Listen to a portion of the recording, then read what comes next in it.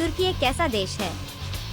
Europe और Asia में फैला एक रहस्यमय देश तुर्की न केवल अपने इतिहास, संस्कृति और शानदार प्राकृतिक दृश्यों से दुनिया का ध्यान आकर्षित करता है, बल्कि इसमें अन्य सौंदर्य संस्कृतियां भी हैं। सभ्य तुर्की सुंदरियां अपने हॉट शरीर, कमर और सेक्सी दिखावट के साथ एक स्वस्थ और रहस्यमय सुंदरता दिखाती हैं। उनकी गहरी आँखें, ऊंची नाक के पुल और सुरुचिपूर्ण और आकर्षक शिष्टाचार हैं, जो कई लोगों के दिलों में सुंदरता का मॉडल बन गए हैं। तुर्क आमतौर पर खुद को तेगेटियन के वंशज के रूप में पहचानते हैं, लेकिन कई जातीय एकीकरणों के बाद तेगेटियन, यूरोपीय, अरब और अन्य मध्य एशियाई और पश्चिम एशियाई जातीय समूहों सहित आधुनिक तुर्कों का खून बेहद विविध हो गया है। शोध के अनुसार केवल 15% तुर्क अनातोलियन वंश के हैं, जबकि 53.5% अनातोलियन वंश के हैं, यानी प्राचीन ग्रीक वंश के। लेकिन यह वास्तव में यह विविध रक्त पृष्ठभूमि है जो तुर्की सुंदरियों को उनकी अनूठी उपस्थिति और स्वभाव प्रदान करती है। चीनी लोगों के सौंदर्य शास्त्र के अनुरूप ओटोमन साम्राज्य 16वीं शताब्दी से 17वीं शताब्दी की शुरुआत तक अपने चरम पर पहुंच गया। उस समय ओटोमन साम्राज्य ने 3 महाद्वीपों एशिया, यूरोप और अफ्रीका को कवर किया था, जिसका भूमि क्षेत्र लगभग 5.5 मिलियन वर्ग किलोमीटर था, जिसने इसे उस समय दुनिया में एक महाशक्ति बना दिया था। आज तुर्की का भूमि क्षेत्र लगभग 784,000 वर्ग किलोमीटर है, जो इसे भूमि क्षेत्र के मामले में दुनिया का 36वां सबसे बड़ा देश बनाता है, और 85 मिलियन से अधिक की आबादी इसे दुनिया का 10वां सबसे अधिक आबादी वाला देश बनाती है। तुर्की सशस्त्र बल नाटो की 8 प्रमुख शक्तियों में सबसे बड़ा है। अमेरिकी सेना के बाद दूसरे स्थान पर तुर्की को इजरायल को छोड़कर मध्य पूर्व में सबसे मजबूत सैन्य बल माना जाता है, जिसमें कुल मिलाकर 1 मिलियन से अधिक नियमित और अर्धसैनिक बल हैं। तुर्की भूमि क्षेत्र के हिसाब से दुनिया का 13वां सबसे बड़ा देश है, जिसका क्षेत्रफल लगभग 255,900 वर्ग किलोमीटर है। यह अनानास का दुनिया का सबसे बड़ा उत्पादक, अंजीर का दुनिया का सबसे बड़ा उत्पादक, बादाम का दुनिया का सबसे बड़ा उत्पादक, अंगूर के जिगर का दुनिया का सबसे बड़ा उत्पादक, ताजे फलों और सब्जियों का दुनिया का चौथा सबसे बड़ा उत्पादक और केले का दुनिया का छठा सबसे बड़ा उत्पादक है। उत्पादक देश दुनिया का 8वां सबसे बड़ा स्टॉक उत्पादक और दुनिया का 10वां सबसे बड़ा कपास उत्पादक। 2023 में तुर्की की जीडीपी 1.15 ट्रिलियन अमेरिकी डॉलर तक पहुंच गई, जिससे यह दुनिया की 17वीं सबसे बड़ी अर्थव्यवस्था बन गई। इसकी प्रति व्यक्ति जीडीपी लगभग 13,500 अमेरिकी डॉलर थी, जो दुनिया के बीच में थी। 2018 से शुरू होकर हाल के वर्षों में तुर्की को मुद्रा और ऋण संबंधी चुनौतियों का सामना करना पड़ा है। लीरा का मूल्य कई बार कम हुआ है और मूल्यह्रास दर बहुत ज्यादा है। मुद्रा मूल्यह्रास के कारण तुर्की में मुद्रास्फीति का दबाव काफी बढ़ गया है, जिससे लोगों के लिए जीवनयापन की लागत बढ़ गई है। तुर्की की कुल सार्वजनिक और निजी क्षेत्र की संपत्ति हाल के वर्षों में बढ़ी है, जो 2024 की पहली छमाही में 511 बिलियन डॉलर तक पहुंच गई है। हालांकि तुर्की को आर्थिक क्षेत्र में कुछ चुनौतियों का सामना करना पड़ रहा है, फिर भी इसकी सामाजिक कल्याण प्रणाली अभी भी अपेक्षाकृत पूर्ण है। तुर्की ने एक सार्वभौमिक मुफ्त चिकित्सा प्रणाली लागू की है और नागरिक सार्वजनिक अस्पतालों में चिकित्सा सेवाएं प्राप्त करते समय मुफ्त या कम लागत वाली चिकित्सा सेवाओं का आनंद ले सकते हैं। तुर्की 12 साल की निःशुल्क शिक्षा प्रणाली लागू करता है, जो प्राथमिक विद्यालय से लेकर हाई स्कूल तक संपूर्ण बुनियादी शिक्षा चरण को कवर करती है। तुर्की का मध्य पूर्व में सबसे मजबूत औद्योगिक आधार है और औद्योगिक अतिरिक्त मूल्य के मामले में यह दुनिया में 16वें स्थान पर है। तुर्की दुनिया का 5वां सबसे बड़ा जहाज निर्माण देश है, जिसके पास 84 शिपयार्ड हैं और इसकी जहाज निर्माण क्षमता 465 मिलियन टन है। यह दुनिया का दूसरा सबसे बड़ा सुपरयॉट निर्माता है, जो इटली के बाद दूसरे स्थान पर है। तुर्की यूरोप का सबसे बड़ा स्टील उत्पादक और दुनिया का 7वां सबसे बड़ा स्टील उत्पादक है, जिसकी वार्षिक क्षमता 52 मिलियन टन है। यह दुनिया का 7वां सबसे बड़ा और यूरोप का दूसरा सबसे बड़ा प्लास्टिक उत्पादक है और यूरोप का 5वां सबसे बड़ा कोटिंग्स उत्पादक है। तुर्की विश्व का 7वां सबसे बड़ा देश है। इसका कुल परिधान निर्यात 10.6 बिलियन अमेरिकी डॉलर था। वैश्विक वस्त्र बाजार में तुर्की की महत्वपूर्ण भूमिका है। यह घरेलू सामानों का दुनिया का तीसरा सबसे बड़ा निर्यातक है, जो चीन और भारत के बाद दूसरे स्थान पर है। विशेष रूप से तुर्की के कालीन और फर उत्पादों को फर के 3 खजाने के रूप में जाना जाता है। वे तुर्की की फर्श संस्कृति को प्रदर्शित करते हैं और इसे दुनिया के शीर्ष 10 पर्यटन स्थलों में से एक बनाते हैं। 2023 में तुर्की में लगभग 56.7 मिलियन विदेशी पर्यटकों का आगमन रिकॉर्ड होगा और वार्षिक पर्यटन राजस्व 60 बिलियन अमेरिकी डॉलर तक पहुंच जाएगा। पर्यटन तुर्की की अर्थव्यवस्था के महत्वपूर्ण स्तंभों में से एक है। लगभग 2 मिलियन लोग आवास और खानपान सेवाओं में लगे हुए हैं, जो कुल आबादी का लगभग 5% है। तुर्की में दुनिया के 7 अजूबों में से 2 अजूबे हैं, अर्थात एथेंस का मंदिर और हेलिकार्नासस का मकबरा। इसे दुनिया के 3 महान व्यंजनों में से एक माना जाता है और इसे चीनी व्यंजनों और फ्रेंच व्यंजनों के साथ दुनिया के शीर्ष 3 में स्थान दिया गया है। कबाब एक तुर्की व्यंजन है जिसमें भुना हुआ भेड़ का बच्चा, बीफ या चिकन शामिल होता है। ये भुने हुए मांस आमतौर पर लकड़ी के कोयले पर तब तक पकाए जाते हैं जब तक कि वे सुगंधित और नरम न हो जाए। इसे ताज़ी सब्जियों वाली ब्रेड और कई तरह के सॉस के साथ परोसा जाता है, जिसका स्वाद बहुत ही बढ़िया और अनोखा होता है। बकलावा और टर्किश डिलाइट जैसी तुर्की मिठाइयाँ भी बहुत लोकप्रिय हैं। बकलावा खसखस के आटे की परतों से बनी मिठाई है, जिसके बीच में पिस्ता और अखरोट होते हैं और फिर इसे मीठे सिरप में भिगोया जाता है। यह मीठा होता है लेकिन चिकना नहीं होता। तुर्की फोम की साफ और सुगंधित मिठास को व्यापक रूप से पसंद किया जाता है। तुर्की यूरोप में सबसे बड़ा वाणिज्यिक वाहन उत्पादक और दुनिया में 15वां सबसे बड़ा ऑटोमोबाइल निर्माता भी है। तुर्की में कई प्रसिद्ध ऑटोमोबाइल निर्माता हैं, जैसे कि टेंसा ऑटोकार, BMC आदि। ये कंपनियां दुनिया की सबसे बड़ी ट्रेन, बस और ट्रक निर्माताओं में से हैं। इसके अलावा तुर्की ने कई विश्व प्रसिद्ध ऑटोमोबाइल ब्रांडों को निवेश करने और कारखाने बनाने के लिए आकर्षित किया है, जिनमें फोर्ड, फिएट, रेनॉल्ट और होंडा शामिल हैं।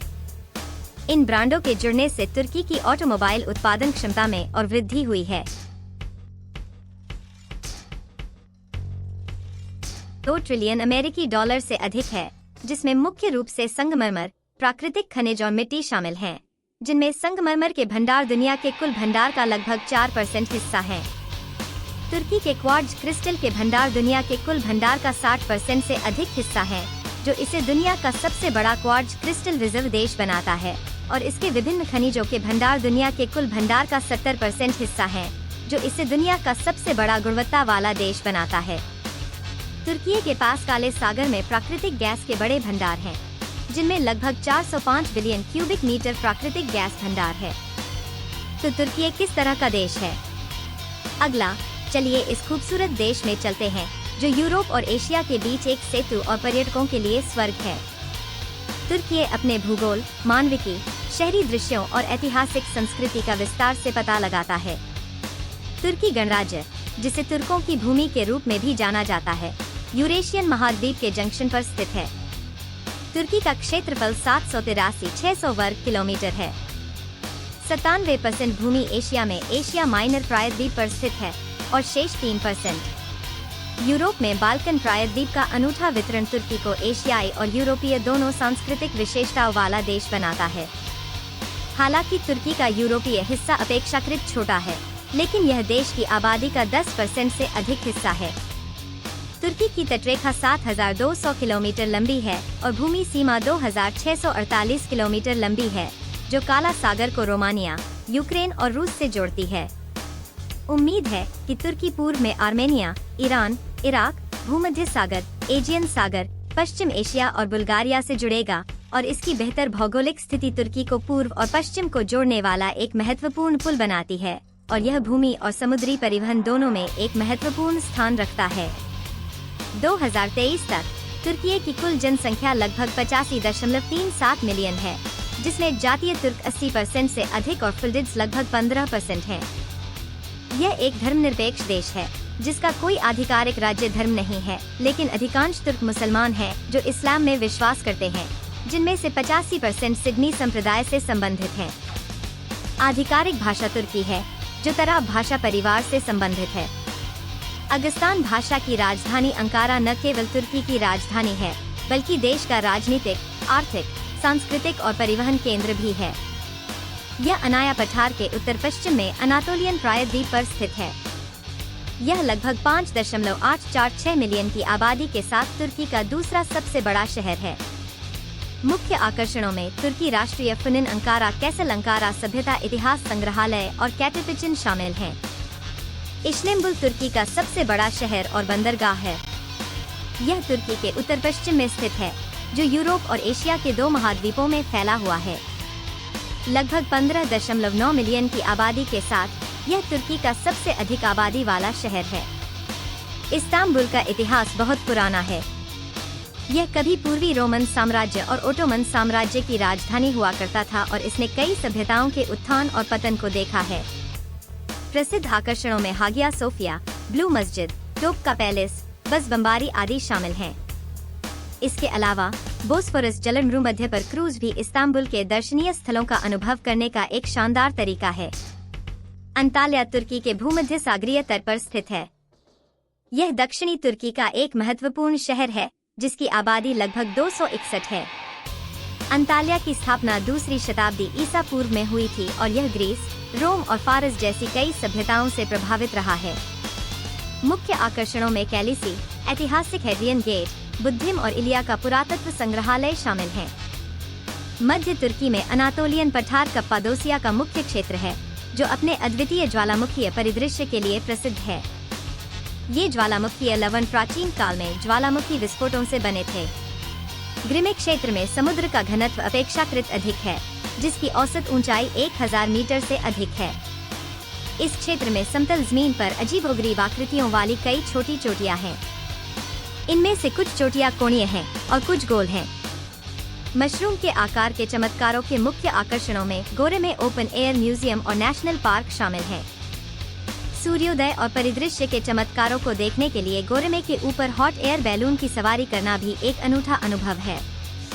उपर्युक्त लोकप्रिय पर्यटन शहरों के अलावा तुर्की में कई अन्य लोकप्रिय आकर्षण भी हैं, जैसे कि प्राचीन बुद्ध शहर पामुक्कले, सुमेरा मठ काउंटी, लेक जोंग और मार्डन आदि। इन आकर्षणों की अपनी विशेषताएं हैं। चाहे आप इतिहास और संस्कृति के शौकीन हो या प्राकृतिक दृश्यों के शौकीन, आप उन्हें तुर्की में पा सकते हैं। एक यात्रा गंतव्य जो आपके अनुकूल हो। तुर्की के अधिकांश क्षेत्र समुद्र तल से 1000 मीटर से ऊपर हैं और भूभाग मुख्य रूप से पठारी है। समग्र प्रवृत्ति पूर्व में उच्च और पश्चिम में निम्न है। पूर्व में अधिकांशतः पहाड़ी और पठार हैं, जबकि पश्चिम अपेक्षाकृत समतल है। माउंट टोज जैसी कई प्रमुख पर्वत श्रृंखलाएं हैं, जिनका तुर्की की जलवायु और पारिस्थितिक पर्यावरण पर महत्वपूर्ण प्रभाव पड़ता है।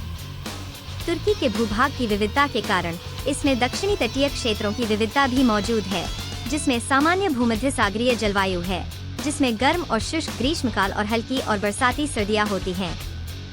अंतर्देशीय क्षेत्र समशीतोष्ण महाद्वीपीय जलवायु के करीब हैं, जिसमें अलग अलग उत्तेजनाएं, गर्म ग्रीष्मकाल और ठंडी सर्दियां होती हैं। साइबेरियाई पहाड़ों जैसे उच्च ऊंचाई वाले क्षेत्रों में जलवायु और भी ठंडी होती है और अधिक वर्षा होती है। तुर्की में समृद्ध नदी संसाधन और कई झीलें हैं, जिनमें से टिग्रिस और फेरारी 2 प्रसिद्ध अंतर्राष्ट्रीय नदियां हैं।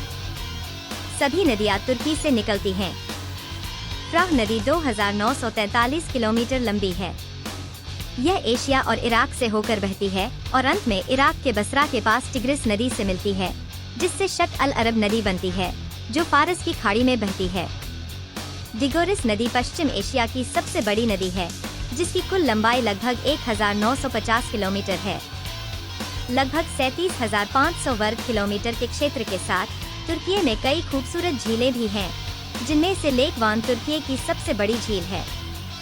तुर्की और ईरान के बीच की सीमा के पास लगभग 3,713 वर्ग किलोमीटर के क्षेत्र के साथ ये झील ढलान न केवल तुर्की के प्राकृतिक दृश्यों में असीम आकर्षण जोड़ते हैं, बल्कि महत्वपूर्ण पारिस्थितिकी तंत्र और पर्यटन संसाधन भी हैं।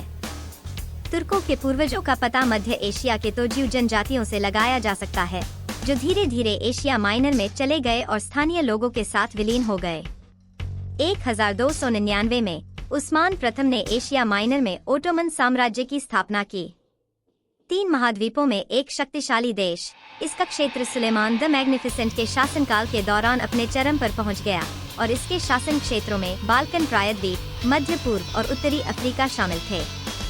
ओटोमन साम्राज्य पूर्वी रोमन साम्राज्य की संस्कृति और ओटोमन साम्राज्य की अद्वितीय इस्लामी संस्कृति का संयोजन था। संस्कृति 19वीं शताब्दी में आंतरिक परेशानियों के कारण ओटोमन साम्राज्य का पतन शुरू हो गया।